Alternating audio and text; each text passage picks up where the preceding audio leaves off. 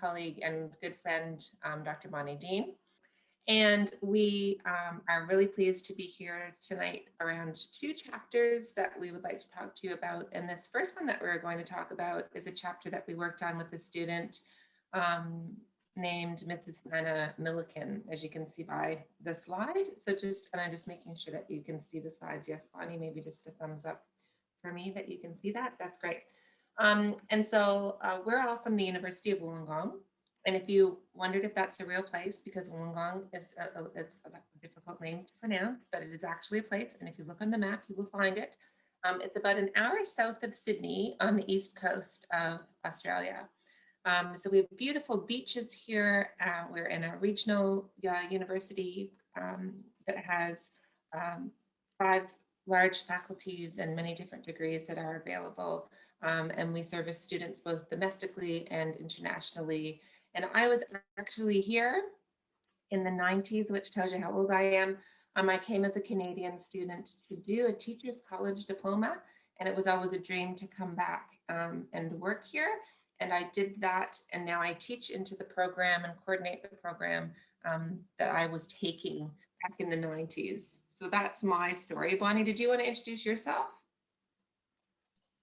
Of course, thanks, Michelle. So Michelle and I work really closely together at the University of Wollongong, really driving our work integrated learning strategies. So I'm an academic developer and I work in a central unit. At the moment, I'm on secondment in the School of Nursing and playing around with their curriculum. So I'm a teaching and learning specialist. So I work with academics across all disciplines to write curriculum. However, one of my favorite things in the world is work integrated learning, did my PhD in the space. And Michelle and I also serve on the national board for work integrated learning in Australia, which is called ACEN. So this is just one of my favorite places to be. And please keep us to time because it is a topic that we could likely go over because of our enthusiasm. It's very true, and thanks for that. So in Australia, it's a proper way forward when you're presenting to pay respects to the land. And we do this at our presentations just to acknowledge the people who came before us, who took care of the land, and for those people that will do this in the future. So I'll just have a little acknowledgement of country here that basically says, Bonnie and I would like to pay our respects to the traditional owners of the land, the Wadi Wadi people of the Darwin Nation, and all the elders past and present and emerging. We respect this land, the animals and the waterways, from the roots of the earth to the tops of the trees. Thank you for letting us learn and grow on Mother Earth. We will try our best to protect it, and we understand that if we look after the country, then country will look after us. So we just wanted to take a minute to say that and to maybe have a second to think about where you are today, who came before you, and what is the land, what does the land mean to you, and taking a minute to just be in the moment and think about that. So we always start our presentations like that. So we're here today to chat with you about our chapter that's around practices and perspectives of first-year WIL activities. And specifically, we're taking a look at a case study that we did around primary teacher education. So that is the area that I work in.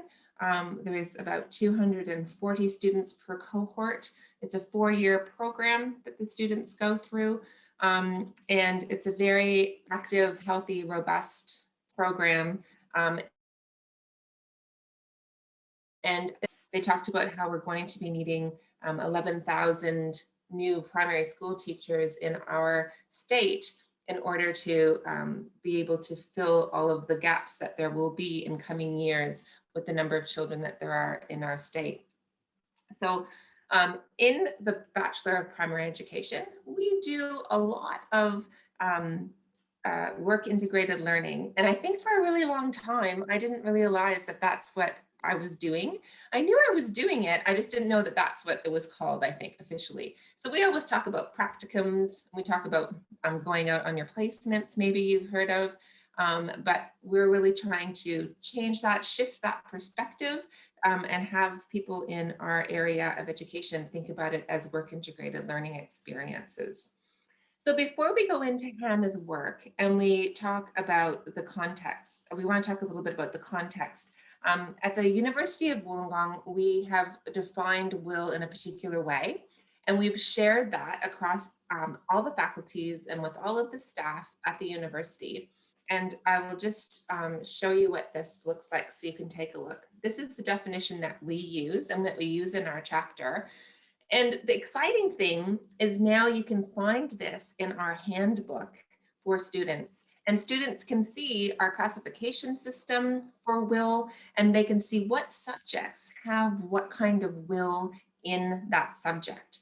So this language of will, we're starting to hear all over the campus, building it from the ground up. And Bonnie and I get quite excited when we're at a coffee shop on campus and we can hear people talking. Oh, are you going to do this kind of will? Are you going to do that kind of will? And it gives us goosebumps a little bit because we get excited that everyone's starting to talk will. So our endorsed and approved definition of work integrated learning is here.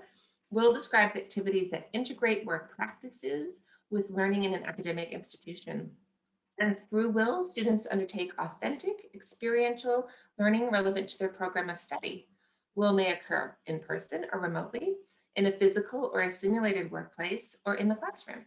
And it includes things like placements, practicums, internships, service learning, industry projects, and experience, workplace simulations, and professional activities. And we know that you probably know what will is, but we thought it was important just to let you know what is the definition that we're working with for this project. Did you want to talk to the next slide a little bit, Bonnie? Sure thing. So Michelle and I have been involved in a university-wide project ensuring that there is consensus for the way that we talk about will and the way that we classify will. As we were moving through this project, we found that we had to highlight certain aspects of work integrated learning in order to come together and agree on this unified definition. So one of those aspects was that work integrated learning is purposefully designed, that it is informed by specific design principles, and we've come up with a set of design principles for UOW, that it draws on industry expertise where relevant, and it fosters reflection and engaged feedback. So reflection is really important. You just need to look at Stephen Billett's work, and we know how important reflection is, both in the pre-stages but also post-stages, so after a will activity. But also it's connected to the students' career goals, and that's around career development learning. Take a look at Michael Healy's work around career development learning. You'll see the usefulness of students going through work integrated learning experiences and connecting that to their career trajectories and projections. So we wanted to be able to highlight these as important aspects which are integrated into the work integrated learning activity itself as well. Great, thanks. So while the nature, the scope, and the extent of will may vary considerably across our institution, we've classified will into 5 types: co-curricular, foundational will, embedded will, applied will, and professional will. And we've come up with this classification system and shown it in a visual way in hopes to help people really understand what we're talking about. This has now been shared with all of the different faculties and schools, and presentations have been made that have shown what we're talking about when we talk about co-curricular will, foundational will, embedded will, applied, and professional. You'll see that underneath each of these little pie diagrams, it talks a little bit about where we see this and what's happening in each of these occurrences, and maybe some of the words and verbs of the activities that the students may be participating in whilst in that type of will, and then some examples of what embedded will, foundational will, applied will, and professional will be.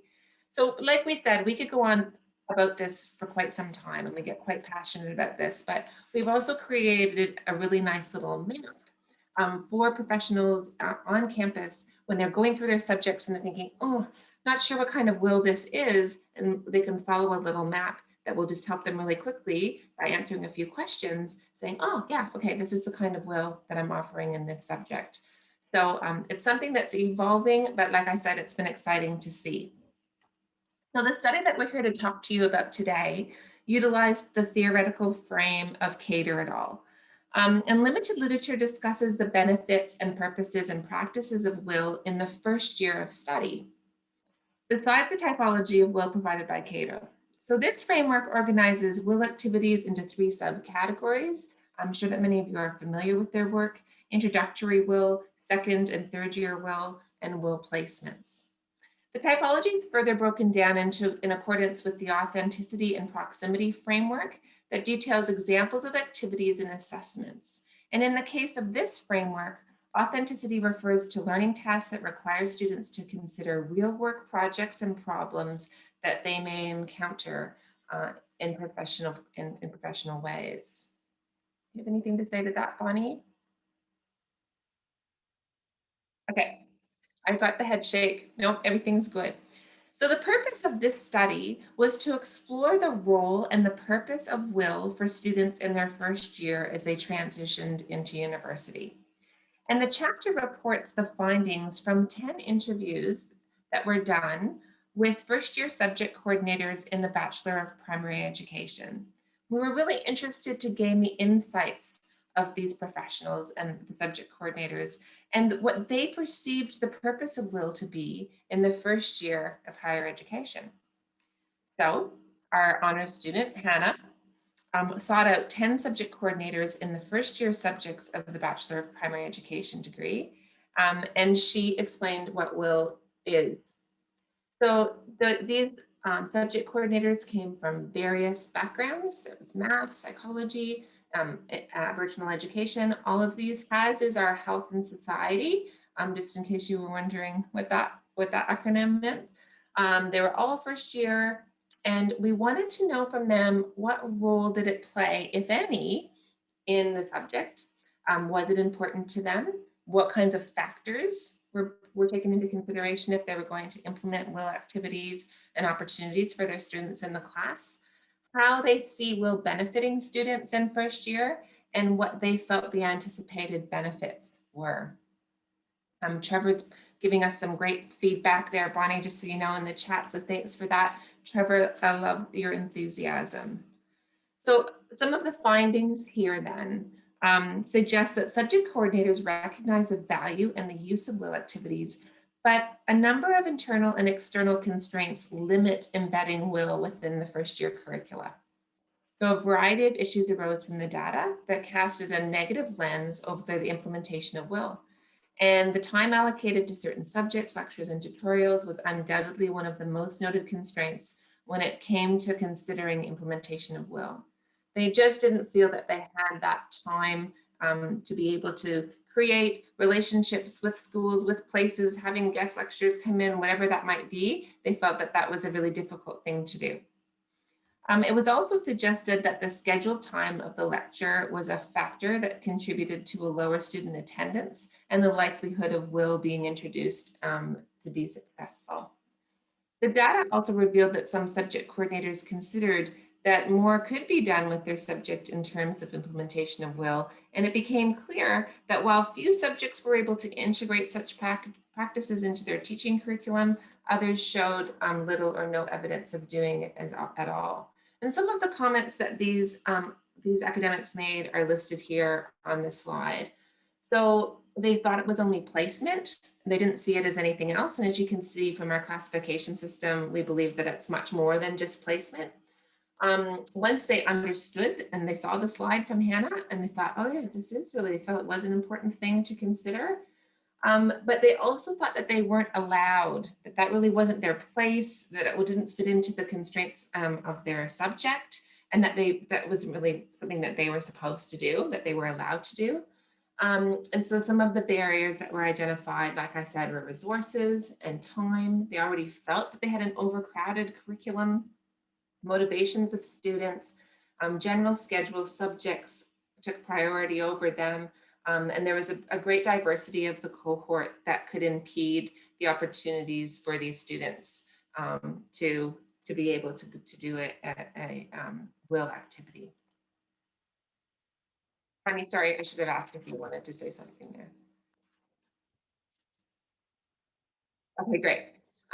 So there, that's a great question, and I will answer that for you. So with the curriculum and the activities, as far as the will was concerned, the placements for our program are a part of the degree and part of a subject, but not on its own, not standing on its own.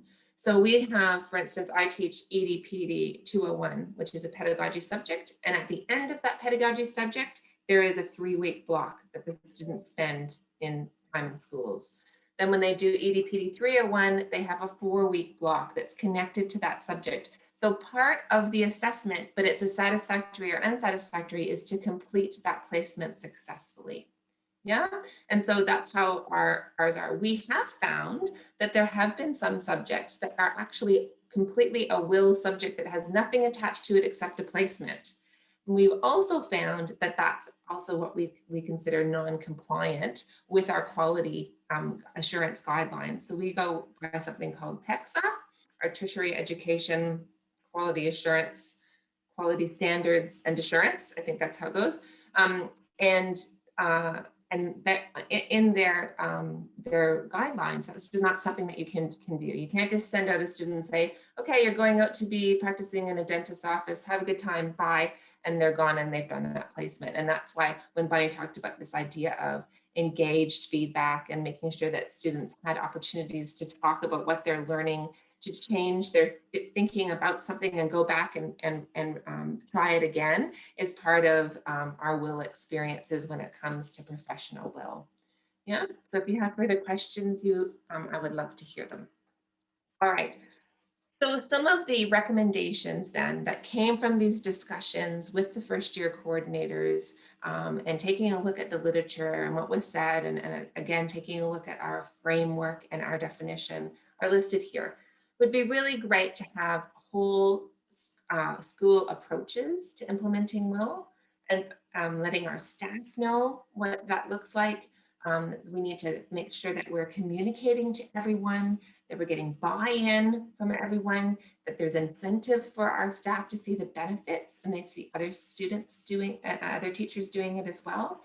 Having academics who actually work in the field being part of our programs so that we have those connections to community and to industry, and helping to make the transfer of learning more meaningful through will was something that we would really love to see as a result of this study.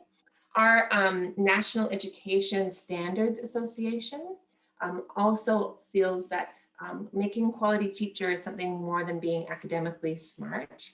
So we have something in Australia now that says, if you want to come into teacher education, you must come in with at least 3 band 5, which means a mark over 85% in a subject, and you need 3 of them, and 1 of them must be in English.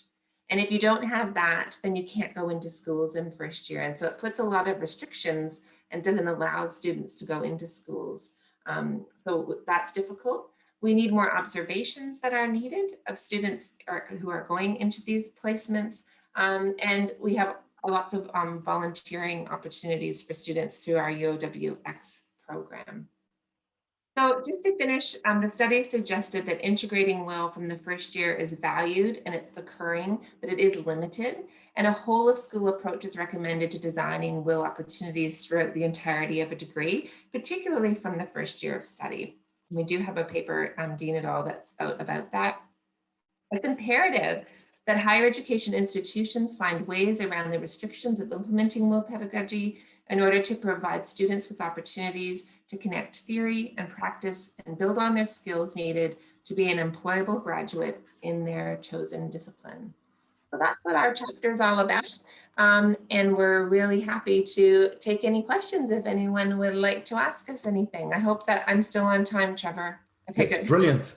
Thank you very much. Can we go back to a question that was asked a little bit earlier? Let me just go back to it. Where was it? Career development framework. Academic learning, is that the one? Yes, Review. yes. Academic learning. Yeah, so just to clarify, so when we talk about career development learning, we're talking about the theory of students projecting and contemplating possible career pathways, and the role of careers advisors and educators in integrating activities for students to get them thinking about their careers. Because it's something, it's a process and a role that career advisors play across all disciplines. We don't adhere to any one career development learning framework. However, when we dive into a discipline, so for instance, if I go chat to the dietitians, I know that they actually do have competency standards that we can then engage them with. But as a whole, we're talking about the process of career development learning as something that's really beneficial for students that can sit within work integrated learning experiences. Great. I have a question just in terms of your structures in Australia. One of the things I noticed when I visited Canada is most of the not most, all of the work integrated learning programs are run by your careers development department. And then that department has to speak with all the various faculties in order to have those work integrated learning placements, internships, etc. take place. But then the academic faculties feel like, well, don't come and tell me how to run my subject. And there was this slight tension between these various faculties, because the one was more academic, whereas the other's coming from kind of career counseling backgrounds.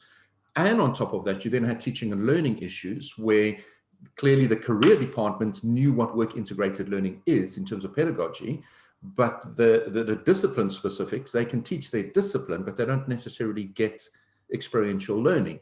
And so there's this tension. In the UK, degree apprenticeships are not looked after by the same department that looks after replacement, completely separate, which means when we are running a degree apprenticeship, people like myself run it.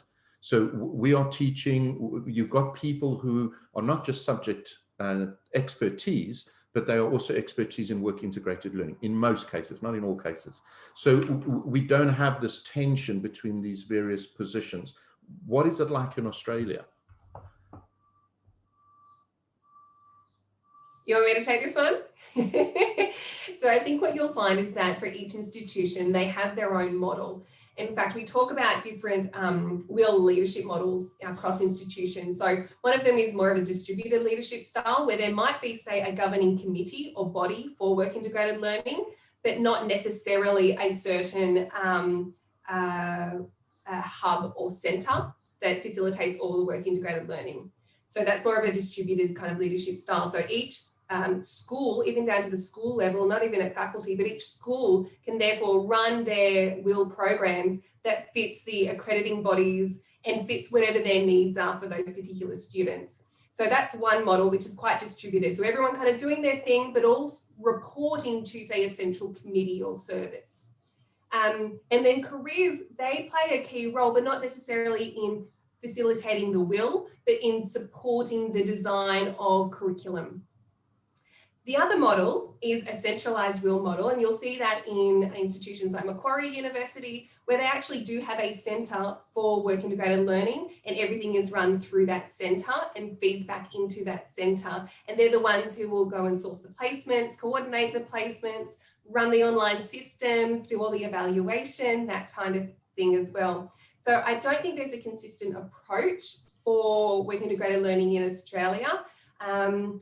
Ideally, institutions would love to work towards having a coordinated approach, whatever that coordination might then look like. I think one of the issues with distributed leadership of WIL is really around the reporting and the evidencing of WIL. Where is that taking place, and how can we measure and account and quality assure, but also enhance and grab the perceptions of students and stakeholders, and how do we manage those relationships? So I think it's something in Australia that institutions are really well aware of. The Australian government has recently announced a body of funding towards work integrated learning, or they're actually reorienting a certain body of funding towards work integrated learning. So Australian institutions are really attuned to now how are they going to report on work integrated learning. But what you mentioned, Trevor, is really interesting, because if it's school-based, then it's the educator who is a discipline expert who does all of the work integrated learning. They've got the relationships with the stakeholders. but again, they aren't necessarily an expert in will or will pedagogy. And that's where central units can come in an advising role, an advising capacity, but they would not call themselves an expert in will pedagogy at all. Yeah, so there's kind of a mix mash of what's happening in Australia. And I think the book actually captures that, you know, across the world, that there's this mix match. Yeah. Any other questions? We've got time for one more question before we set up for the next stream.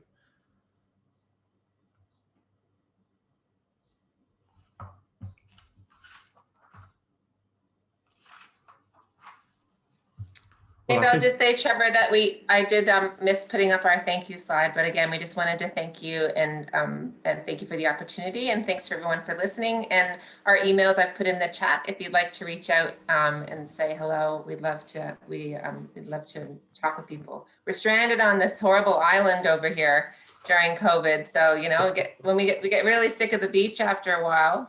It'd be nice to reach out to people. Thanks so much, Trevor. Thank you on that note. Green with envy. Brilliant. Thank you so much, Michelle and Bonnie. That was brilliant. And I hope they've teased you enough to want to particularly look at their chapter, either purchase the chapter or look at purchasing the book overall. Brilliant. This is your chance. If you want to jump out and join another stream, this is your chance. Fraser and myself are presenting next.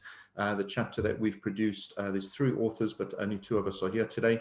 We're going to get set up. We've got about 2 or 3 minutes to set that up, and then we'll get started at 10:10. Thank you. Right, Fraser, do you have screen sharing? Right. I do. Because you're running it from your side, yes?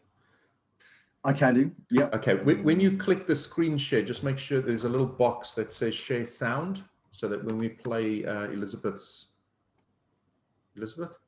Ashton, when we play Ashton's clip, the sound comes through.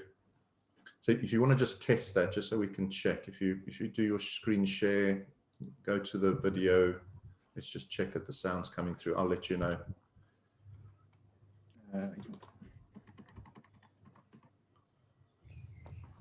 Hello, my name is Ashton, and I'm delighted. Perfect. Good. Look at us, all organized. We're all ready. Okay, brilliant. We'll get started at 10 past. So yeah, we'll give a few minutes. When I'm doing my little bit, if you can just keep an eye on the chat, particularly the beginning and the end, and then when you're doing your bit, I'll take over as well. Good. Of course, I'm just trying. Chat. Speak of you. That's fine. Actually, I've lost the chat, Trevor. When I'm presenting, I can't see the chat. Oh, don't worry about it then. I'll keep an eye. I'm not very good at multitasking. When my wife, when I'm on the phone and my wife's kind of talking to me because I'm talking to a customer service or whatever, I completely lose the plot with what my wife is saying and what's on the phone, and I don't hear anything. But that's my little limitation as a male, or as being Trevor. I'm not sure it's gender related, but anyway. I see Daniel's there and Hamza and George.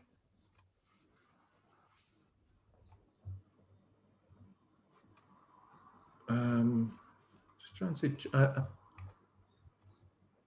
Who did you say are your apprentices that's with you today? I actually have 3 now on the